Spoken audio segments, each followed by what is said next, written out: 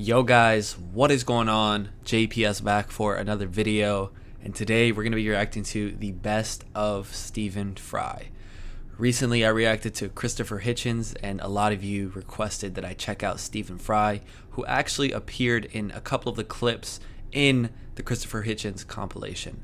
So here we are. Like I said, I always listen to you guys for the reaction requests. You've led me down some paths that have sparked my interest in some pretty cool people and comedians and videos. So here we are, Stephen Fry. And just to preface this video, I have no hate or no harsh feelings towards anyone who is religious or isn't religious. You're free to believe whatever you want as long as you don't impose yourself upon other people.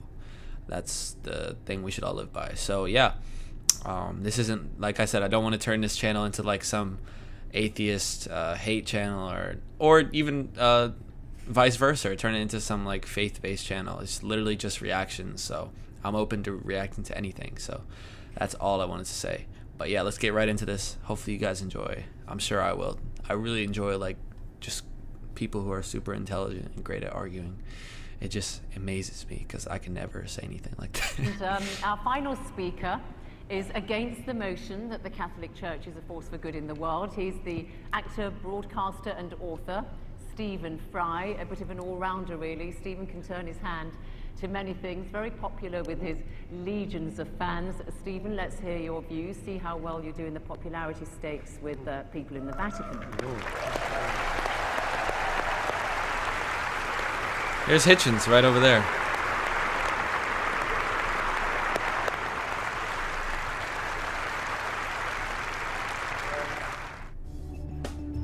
What the heck?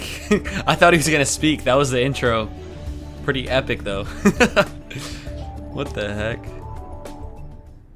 And then we come to children. Okay, here we go. Well, it's all very well to say the world didn't know better. The world had no knowledge of how dangerous a crime child abuse was. I want to read you some of the words of Ratzinger, the current Pope. Staggers me to admit that he is the head of state of a country. Incidentally, Anne Widdecombe said, "We didn't have the power of a nation state." Yes, you do. You are a nation state. Yes, I wrote it down. You mentioned that. You are a nation state. And it is no accident that the UN Cairo Population Conference, when they were trying to do something about the world's population spinning out of control, Vatican City, as a nation state represented at that conference, made a joint statement with the Islamic countries of the world, notably the most extreme Islamic countries of the world, led by Saudi Arabia, and it began, "On behalf of the revealed religions of the world, ... And what it did was essentially hobble and veto any possibility of women's sexual freedom in the world, because as we know, the Islamic religion and the Catholic Church have never been anything other than implacably opposed to women's choice in their own bodies and their destinies. However,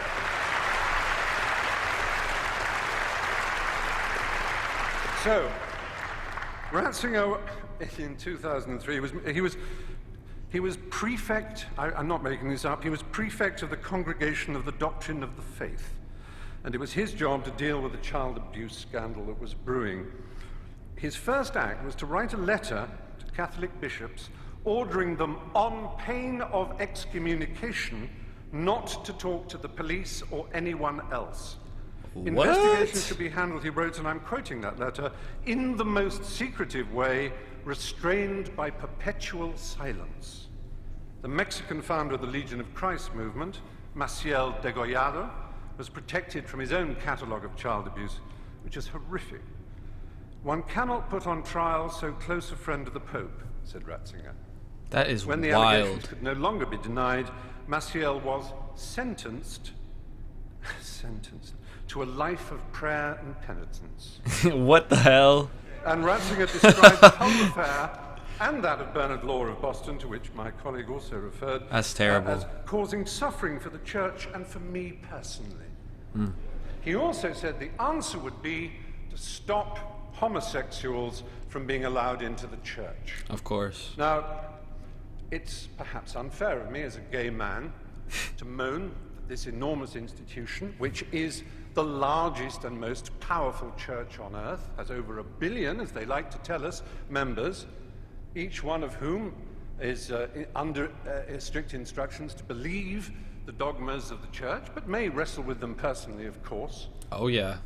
It's a little hard for me to know that I am disordered, or again, to quote Ratzinger, that I am guilty of a moral evil, simply by fulfilling my sexual destiny as I see it. It's hard for me to be told that I'm evil, because I think of myself as someone who is filled with love, whose only purpose in life was to achieve love, and who feels love for so much of nature and the world and for everything else, and who, like anybody decent and of an education, realizes that in order to achieve and receive love, it's a struggle. It's not one that needs a pope to tell you how to do it. It certainly isn't one who needs a pope to tell you that you're evil. With 6% of all teenage suicides being gay teenage suicides, we certainly don't need the stigmatization, the victimization that leads to the playground bullying when people say you're a disordered, morally evil individual. That's not nice. It isn't nice. Oh, okay. Okay, Stephen. Talk your talk, man. He's speaking facts, boy. I think it was Yasser Arafat who said that the history of most of the wars of the world is quarrels over whose invisible friend was more powerful. Yes. That is so true. I suppose you will continue to get hate mail. I know Christopher has had the weird experience of having to decide which is weirder, the people who are praying for him, not necessarily even to get better, but to find faith in his moment of physical illness, or those who are gloating that he will roast for eternity in hell. Oh, man. And by the way, rest in peace to Christopher Hitchens. I was like looking more into him after watching his reaction because I was just so mesmerized by the way he spoke, and I'd seen that he died not quite a few, but a few years ago. So rest in peace. That's pretty sad, but it's all good. Cruelty in He made his mark on earth while he was here. Let's not call it child Hold on, abuse. I speak over him. Cruelty in Catholic education, the kind of child, let's not call it child abuse, it was child rape. The kind of child rape that went on systematically for so long. Let's imagine that we can overlook this and say it is nothing whatever to do with the structure and nature of the Catholic Church and the twisted, neurotic and hysterical way that its leaders are chosen. The celibacy, the nuns, the monks, the priesthood. This is not natural and normal, ladies and gentlemen. Not at all. And 9, it really isn't. I'm sorry. For me to be called a pervert by these extraordinarily sexually dysfunctional people, I don't think humans have ever had more. That's true. Stephen Fry. I got a lot to say, but I'll wait till the then. Catholic Church apparently doesn't condemn homosexuality, that question asked. Well, I'm afraid it simply does.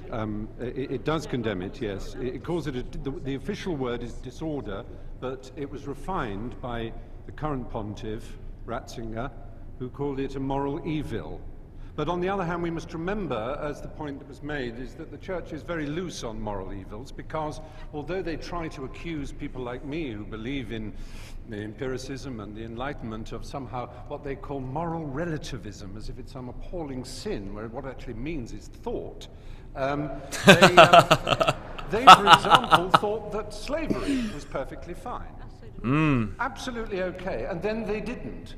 They thought until the year 2000 that a baby went to limbo, causing unbelievable distress to parents whose child died. Okay. Unbelievable distress. And then, with a wave of the hand and a stamp of a seal, it was no longer true. Something that had been eternally, or at least true for 2,000 years, suddenly wasn't. Because the truth is complicated. It's hard. And what is the point of the Catholic Church if it says, oh, well, we couldn't know better because nobody else did? Then what are you for? Okay. Yo, he is just...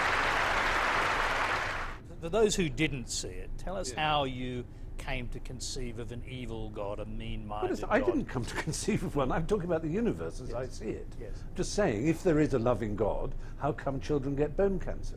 Facts. Answer me that. That's why the That's devil simple. was created. It's not a game. I'm not trying to be funny. It's just, well, how can you begin to say there is a loving God and give children bone cancer? So they howl and scream in agony and die. Or because I want them in heaven. That's a ridiculous nonsense. That can't be true. It just can't be true. So there is a lot of thinking to be done. And I'm not undermining the thinking that serious theologians do, and the branch of scholarship that they embark on to try and justify pain and evil in the world. And so I made the mistake in the modern world, if you like, of saying what I thought.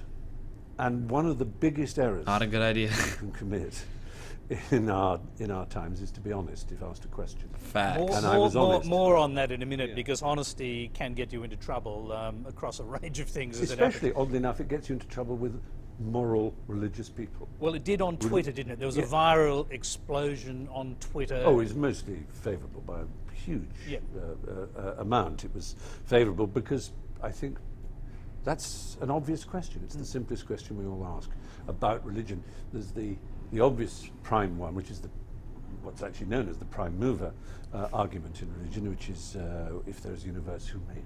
Someone there must be a first cause. And then any child can say, well, then, if it's God, who made God? And so on. These are simple questions, but they're beautiful, like all the best questions. Yeah. Intellectual life, physics, and other things. They're very, very simple. And an extremely simple one, if you're told God loves you and loves the world and loves everybody, is why does he cause such appalling, or allow such appalling pain? And there was 6th century BC philosophers who said if God doesn't allow it, then he isn't all-powerful. If it just happens without his permission, then he's not all-powerful. Well, it's been a really interesting debate, and I've loved some of the questions from the floor. I suppose I'm slightly disappointed that Anne Widdecombe in particular should say, oh, I knew they'd bring up condoms and child rape and homosexuality. It's a bit like a burglar in court, so you would bring up that burglary and that manslaughter. You never mention the fact I give my father a birthday present. You know, it's, yes, are you getting the message? There is a reason we hammer home these issues, because they matter.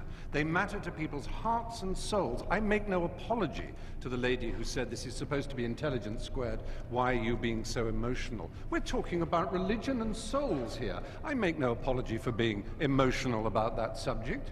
I make no apology for apparently not understanding the theology of Thomas Aquinas and Augustine of Hippo, or the Council of Trent, or various other extraordinary conventions that ruled on limbo. Don't tell me there's some magisterial and mystical reason behind limbo that I'm too stupid to understand. That's not good enough. It really isn't. As a rather more contemporary theologian, Bultmann, said, the problem with mysticism is it begins in mist and ends in schism.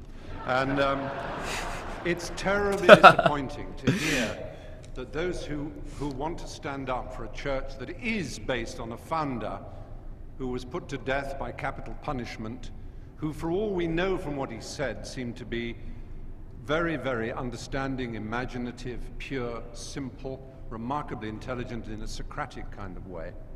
And he is represented by, really, I'm afraid, pretty low-rent intelligences and pretty low-rent imaginations. They are not connected at the moment, it seems to me, with the aspirations and desires of the human race. There's such an opportunity, owning 1 billion souls at baptism. Yeah, it can that's never true. be unowned, to answer that lady's question, until she's excommunicated. So yes, you are counted. It's such an opportunity to do something remarkable to make this planet better. And That's it's an so opportunity true. that is constantly and arrogantly being avoided, and I'm sorry for that. Like, that's another thing that people don't really think about. Religion brings so many people together, and if there were, like, imagine if there was just one religion and everyone subscribed to it. Like, so much good could be done with that. Obviously, it would have to be very different than almost all modern religions, but maybe not even a religion, just some type of, like, a group. Just humans being good humans. Ugh. Too bad that'll never happen. Rather feeble thing that people say is science doesn't know everything, and the assumption therefore is that They you can say then that, yeah. proceed as if what you've said is science knows nothing. All right, there isn't a scientist alive who claims that science knows everything. Any scientist would be incredibly disappointed if they felt that the end of science had come and that the last sum had been done and that the last apprehension about the universe had been made. I mean, look at the Large Hadron Collider. They're all terribly excited at the possibility that the Higgs boson field won't be discovered, won't be proven. And then the Standard Model will have to be totally rewritten, and that'll be something thrilling for scientists. If you want to hear something that a scientist usually says, it's "I don't know," because that's basically the tool of science is to take your ignorance and to try and find out. It's that simple. The pleasure of finding things out, as Richard Feynman called it. Now, as humans, we don't spend our time, unless we are scientists 24 hours a day, just finding things out. We live, we love, we make mistakes, we wonder why this happens to us in a metaphysical, emotional, moral, social, sexual way. We have all kinds of worries and fears and disturbing thoughts about life in the universe, and science can't even begin to cover them, and no scientist would claim that it does. But that doesn't mean that Genesis is true. That doesn't mean that Sunni Muslims are right to blow up Shiite Muslims. It doesn't mean that Hindus are right to blow up Muslims in India. None of that follows from the basis that science doesn't know everything. That's so Science true. doesn't know everything. Therefore, I'm going to ram my religion down your throat and tell these women what to wear in public and whether or not they can go to school. How does that make sense? That is facts. You've all voted again. Now, the moment of truth panel. And I think that argument also had a lot more like justification farther back in time when we really didn't know much about science. Like science, our knowledge just about the earth and things in general has been accelerated so much by technology. And that argument was very much more prominent, you know, a few decades ago than it is now. And I think as time goes on and, you know, we start discovering more things, and I'm not saying there's never going to be a point where we know everything, in my opinion, but it's going to be a lot harder to make that argument. Let me remind everybody that It is hard already, like it's before ridiculous. the debate, when everybody came in, this is how you voted. For the motion I already that the watched Catholic this, Church is a force for good in the world, I'll watch again. 678. Against the motion, 1,102. And the undecideds, the don't knows, were 346. This is how you voted subsequently. For the motion that the Catholic Church is a force for good, from 678, it's gone to 268. I'm sorry. Against the motion, it's now 1,876.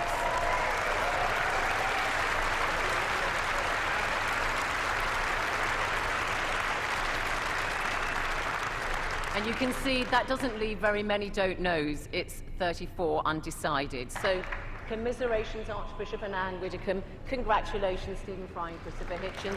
Thank you all. That's such a victory. They played at the end of both. Oh, we gotta watch that. Funny moments of Christopher Hitchens. So, what do I have to say about Stephen Fry? He's very intelligent. He's a perfect like partner of Christopher Hitchens with debates and stuff.